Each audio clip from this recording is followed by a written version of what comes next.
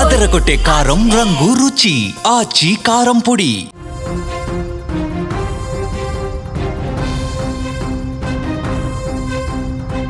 రాజకీయం అంటే అధికారం, హోదా మాత్రమే కాదు, అంతకు మించి బంధాలు, అనుబంధాలు ఉంటాయని నిరూపించారు జూబ్లీహిల్స్ కొత్త శాసనసభ్యులు.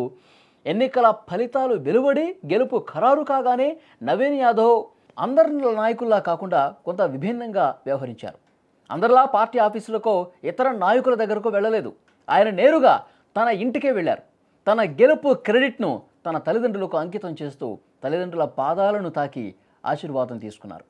తల్లిదండ్రులు సైతం కొడుకు విజయాన్ని చూసి ఆనంద బాష్పాలతో కన్నీళ్లు పెట్టుకున్నారు. ఆ కన్నీటితోనే వారు ఆశీర్వదించారు.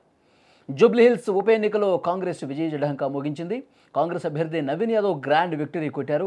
బీఆర్ఎస్ అభ్యర్థి మాగంటి సునీత మీద 24,658 ఓట్ల మెజార్టీతో గెలుపు సాధించారు. ఈ విజయంతో నవీన్ యాదవ్ ఒక కొత్త రికార్డును సృష్టించారు.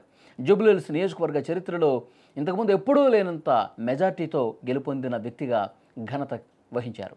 జూబ్లీహిల్స్ నియోజకవర్గంలో ఇప్పటి వరకు అత్యధిక మెజార్టీ పీజేఆర్ కుమారుడు విష్ణు పేరిట ఉండేది. దివంగత ఎమ్మెల్యే మాగంటి గోపీనాథ్ 2014లో 9,242 మెజార్టీనే, 18లో 16,004, 2023లో 16,330 ఈ మెజార్టీతోనే వారు గెలిచారు. తాజాగా జరిగిన జూబ్లీహిల్స్ ఉప ఎన్నికలో కాంగ్రెస్ అభ్యర్థి నవీన్ యాదవ్ ఈ మెజార్టీలో అన్నింటినీ అధిగమించేసి 24,658 ఓట్ల మెజార్టీతో విజయం సాధించి నియోజకవర్గ చరిత్రలో అత్యధిక మెజారిటీ సాధించినటువంటి వ్యక్తిగా రికార్డు క్రియేట్ చేశారు. గెలుపు అనంతరం నేరుగా ఇంటికే వచ్చారు. మీరు స్క్రీన్ మీద దృశ్యాలు కూడా చూస్తూ ఉన్నారు. నవీన్ యాదవ్ తల్లిదండ్రుల పాదాలకు నమస్కారం చేస్తున్నటువంటి దృశ్యం, ఆశీస్సులు తీసుకుంటున్నటువంటి దృశ్యం చాలా స్పష్టంగా మీరు చూస్తున్నారు. నవీన్ యాదవ్, వారి భార్య ఇద్దరూ కూడా ఆశీస్సులు తీసుకుంటా ఉన్నారు. దివంగత ఎమ్మెల్యే మాగంటి గోపీనాథ్ అకాల మరణంతో ఇక్కడ జూబ్లీహిల్స్ నియోజకవర్గానికి ఉప ఎన్నిక అనివార్యమైనటువంటి విషయం తెలిసిందే. ఈ ఎన్నికను ప్రధాన రాజకీయ పక్షాలు చాలా సీరియస్గా తీసుకున్నాయి. అధికార కాంగ్రెసు, బీఆర్ఎస్, బీజేపీ చాలా ప్రతిష్టాత్మకంగా గెలవాలని చాలా కసిగా పోరాటం చేశారు. కాంగ్రెస్ తరఫున స్థానికుడైనటువంటి నవీన్ యాదవ్ బరిలోకి దిగ్గా బీఆర్ఎస్ గోపీనాథ్ సతీమణి సునీతకు టికెట్ కేటాయించింది కూడా తెలుసు. ఇక బీజేపీ నుంచి లంకల దీపక్ రెడ్డి పోటీ చేశారు. చివరి వరకు ఉత్కంఠగా హోరాహోరీగా జరిగింది. ఒకానొక దశలో అయితే కొన్ని సర్వేలు బీఆర్ఎస్ఏ గెలుస్తుందని చెప్పారు.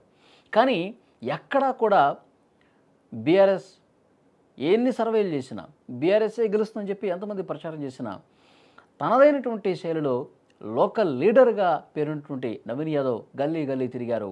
ఆయనకి కాంగ్రెస్ అధిష్టానం అండదండలు ఉన్నాయి. ముఖ్యమంత్రి రేవంత్ రెడ్డి కార్నర్ మీటింగ్స్ 10 రోజుల పాటు ఉధృతంగా ప్రచారం చేశారు. ఎందుకంటే టికెట్ ఇప్పించింది రేవంత్ రెడ్డి గారు.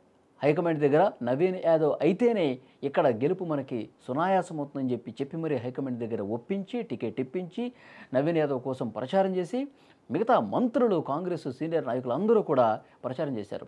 అధికార పార్టీ 2 ఏళ్ల పాటు చేసినటువంటి అభివృద్ధి సంక్షేమ కార్యక్రమాలను చూసి ప్రజలు ఓటేయాలని కోరారు.